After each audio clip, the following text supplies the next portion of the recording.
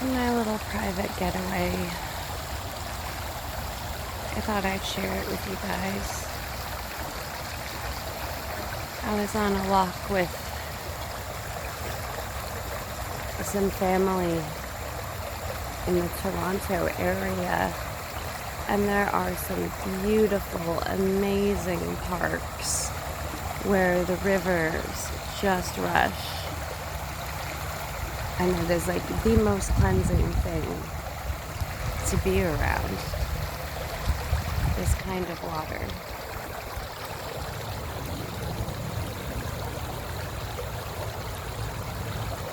I was hoping we'd find some wildlife. We've got our little muskrat villa right there. Woo! I almost slipped into the water. But yeah, little muskrat makes its home there. Why pollution has to be involved, I don't know. But, you know, Mother Nature keeps going in spite of us, in spite of our silly. It's not a need to pollute, it's just a ignorant thing. I mean, look at this. This is when the water was higher. Look at all the stuff that got caught up.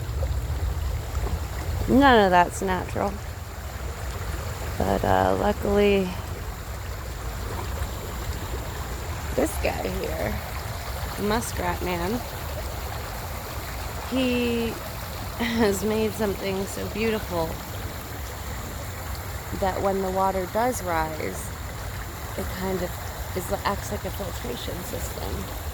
And so then anything that gets caught up in his little house, which he remakes, just kind of passes on and or ends up here.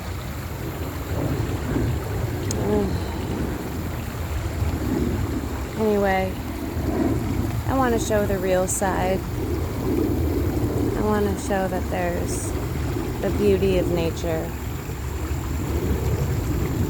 And we always need to be focusing on the fact that in order to maintain this beauty, in order to maintain these sacred areas, we must not litter.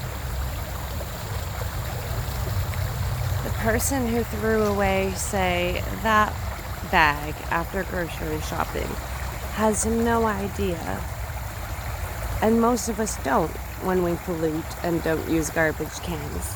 These people have no idea that their own garbage has ended up here in an ecosystem that is just so beautiful, that is continuously trying to re-clean itself.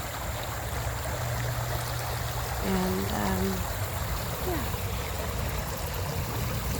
if I can help to remind people what we learned in kindergarten, not to be snarky, but you learn how to use a garbage in kindergarten, and I was young enough to have started the recycling club at my school.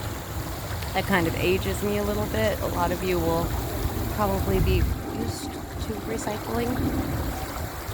I had to start a recycling club at my school to get people environmentally active back in my day.